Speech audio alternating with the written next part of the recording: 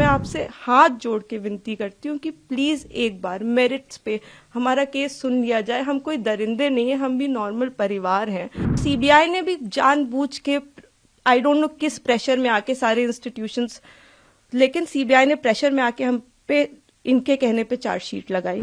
अगर एक भी सबूत है कि मेरे पिता ने उस लड़की की तरफ आंख उठा के भी देखा है तो आप मेरे फादर को फांसी दें। इतने अच्छे सबूत हैं और जब तक मैं जिंदा हूं तब तक तो वो कागज कोई नहीं मिटा सकता, वो फैक्ट्स कोई नहीं मिटा सकता। मैं बस इतना ही कहना चाहती हूँ कि अगर एक भी प्रूफ है कि मेरे पिता ने उनकी तरफ जो ये एलेज कर रही हैं आंख उठा के भी देखा है तो आप मेरे पिता को फांसी चढ़ा दीजिए। लेकिन प्लीज एक बार मेरे केस के जो सारे फैक्ट्स है वो तो लोगों के सामने आने दीजिए। हम बहुत ही मुश्किल से जुडिशरी के पास गए थे, हमारे अपील में हमने सारे फैक्ट्स फाइल किए हुए हैं। उन्होंने अपनी टाइमिंग 3 बार बदली है। पहले उन्होंने कहा दोपहर 2 बजे, फिर उन्होंने एक मीडिया स्टेटमेंट दिया, उन्होंने कहा नहीं 2 बजे नहीं हुआ, शाम को 6 बजे हुआ। ये उन्होंने ऐसे इसलिए किया क्योंकि ऑलरेडी एक फोटो है मेरे पिता की कि वो मम्मी के साथ एक इवेंट में मौजूद है 2 बजे। फिर फाइनली उन्होंने जब FIR लॉन्च की उसमें समय बदल दिया, 8 से 8:30 कर दिया। रिकॉर्ड पे है कि जो मेरे फादर की लोकेशन है, वो जो अलेज कर रही है जो जगह, उससे 17 किलोमीटर दूर मेरे फादर की लोकेशन है।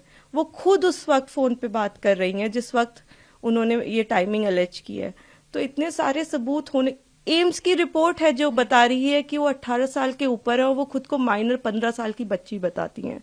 मैं बस ये आपके माध्यम से कहना चाहती हूँ कि मैं समझ रही हूँ कि आपकी भावना एक तरफ जुड़ी हुई है क्योंकि आपने ये सारे फैक्ट शायद कभी सुने नहीं है और ना किसी ने हमें नहीं अप्रोच किया कि आप अपना आपके फैक्ट्स क्या है। किसी ने उनसे कभी पूछा कि आप एक सबूत दिखा दीजिए कि आपकी तरफ कुलदीप सिंह सेंगर ने कभी आंख उठा के भी देखा। मैं कह रही हूँ अगर वो दिखा दे तो फांसी दे दे, लेकिन आप इस तरह का अनड्यू प्रेशर बना के, वो उन्होंने क्या किसी को बताया कि वो एक पॉलिटिकल पार्टी से एसोसिएटेड है।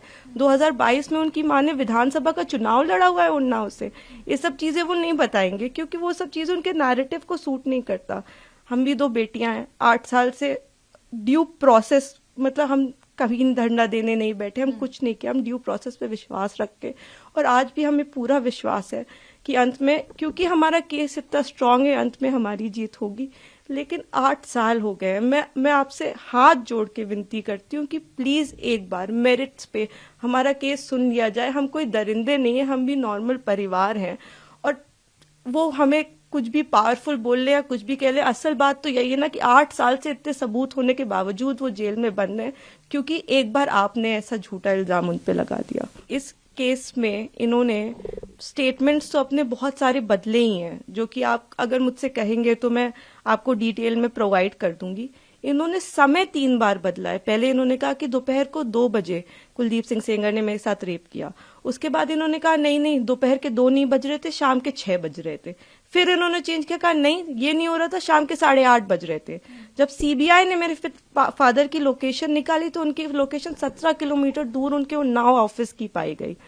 सीबीआई ने दूसरे केस में सीबीआई ने जानबूझ के हमें चार्जशीट किया और उसके बाद जब दूसरे केस में चार्जशीट लगाई तो हमें पता लगा कि हमने जब वो CDR देखे तो हमें पता लगा कि ये तो उस वक्त पे फोन पे बात कर रही थी।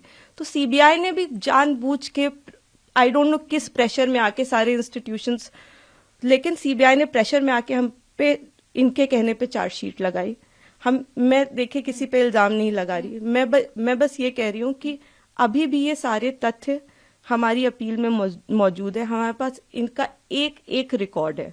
एक बार हमारी बात प्लीज सुन ली जाए क्योंकि हम भी बेटियां हैं, 8 साल से इधर उधर भटक रहे हैं। उनके साथ देने के लिए तो बहुत लोग हैं। हम अकेले ही कोर्ट जाते हैं, अगर वो हमें गाली देते हुए भी हमारे बगल से निकल जाती हैं तो उनके पास सिक्योरिटी है, हमारे पास मैडम सिक्योरिटी नहीं है। वो गाली भी देती है तो भी सब कहते हैं कि तुम्हें अपने पापा को निकालना है ना बेटा, तो सीधे देखती रहो, गाली खाती रहो, लेकिन तुम्हें जवाब नहीं देना है। हमने आज तक किसी को जवाब नहीं दिया, यही सोचते हुए क्योंकि हम प्रोसेस में कि हम हर चीज सही ढंग से करेंगे, हम किसी ऐसे वैसे लोगों के पास नहीं जाएंगे। तो कहीं ना कहीं इतने सबूत है इसमें कि हमें जीत मिलेगी, तो हम उसी का इंतजार कर रहे हैं। हमारी बस हाथ जोड़ के यही कि हम बिल्कुल विश्वास करते हैं, हम सारी संस्थाओं पे विश्वास करते हैं, लेकिन मैं बस इतना प्रे करना चाहती हूँ कि किसी के प्रेशर में आके कोई काम ना हो। आप सबूत देख के काम करिए। अगर सबूतों में हमारे जरा सा भी आपको गड़बड़ लगे तब आप ये काम करिए, लेकिन नहीं है। उनसे कहिए ना वो एक चीज सबूत दिखाए। वो बोलते हैं कि ट्रक वाला जो एक्सीडेंट बताते, कितनी मिस इन्फॉर्मेशन है कि 11 बार कि हो सकता है।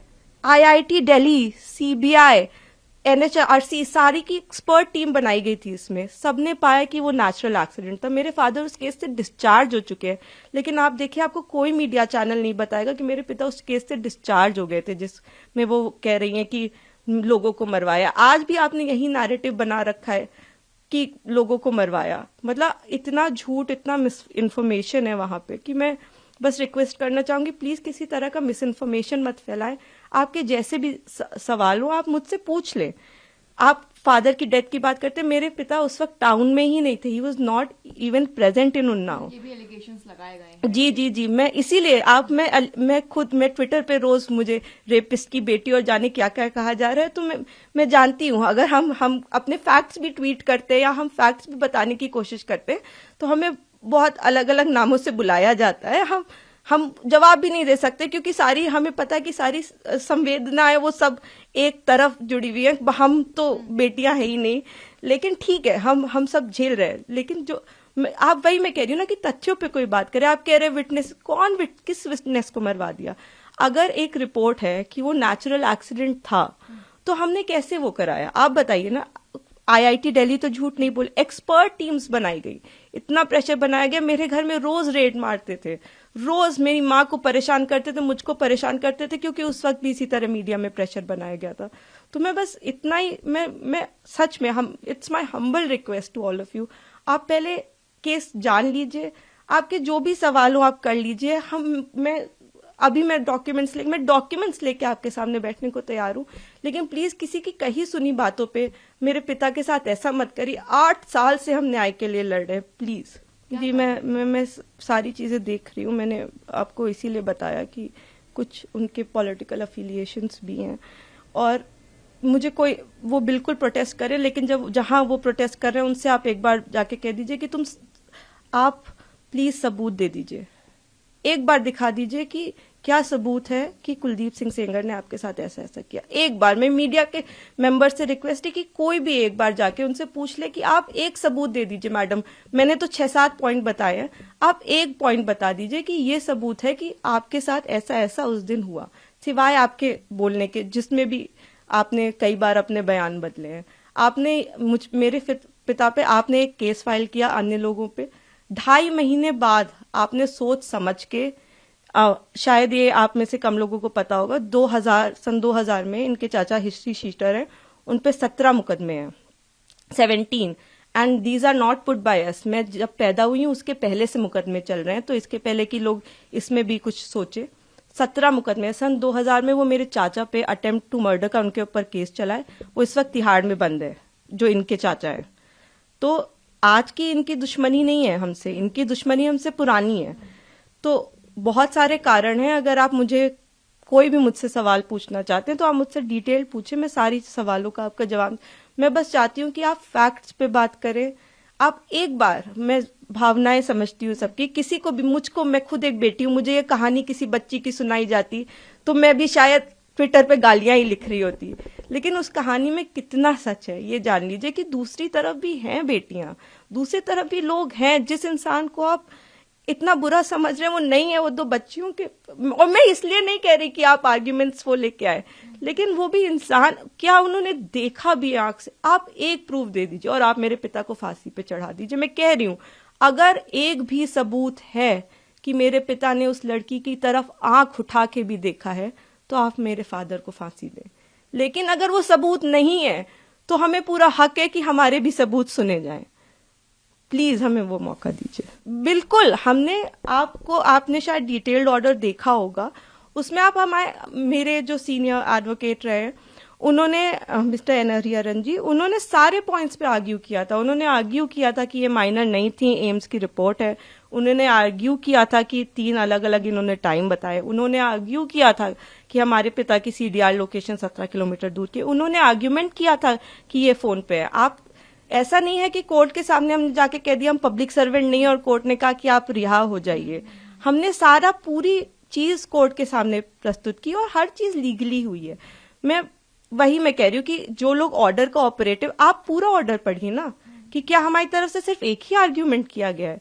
हमने पूरी चीज, हमने 5 पॉइंट अपने कोर्ट के सामने रखे हैं। तो आप लोग बेहतर समझते हैं कि वेकेशंस में, और आपने मुझे ऑलरेडी बताया ही, लेकिन हमें जुडिशरी पे पूरा विश्वास है। हम 8 साल से इसी विश्वास पे जिंदा हैं क्योंकि हमें जुडिशरी पे विश्वास है, हमें इस प्रोसेस पे विश्वास है कि एक ना एक दिन इतने अच्छे सबूत हैं, और जब तक मैं जिंदा हूं तब तक तो वो कागज कोई नहीं मिटा सकता, वो फैक्ट्स कोई नहीं मिटा सकता।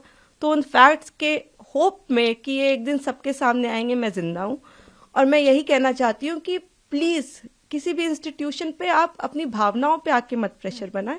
आप एक बार फैक्ट समझ लें, आप समझ लें कि आप क्या सपोर्ट कर रहे हैं, किस चीज का सपोर्ट कर रहे हैं। आपने सिर्फ एक साइड सुनी है अभी, और दूसरी तरफ को जानने की कोशिश भी नहीं की। तो थोड़ी कोशिश करके, बाकी हमें पूरी उम्मीद है कि हम आगे इसमें जीतेंगे। ये हम उम्मीद पे ही 8 साल से जी रहे हैं, लेकिन होपफुली कि हमारे फैक्ट्स इस बार इग्नोर नहीं किए जाएंगे। हमें पूरी उम्मीद है कि हम सुप्रीम कोर्ट से जीतेंगे।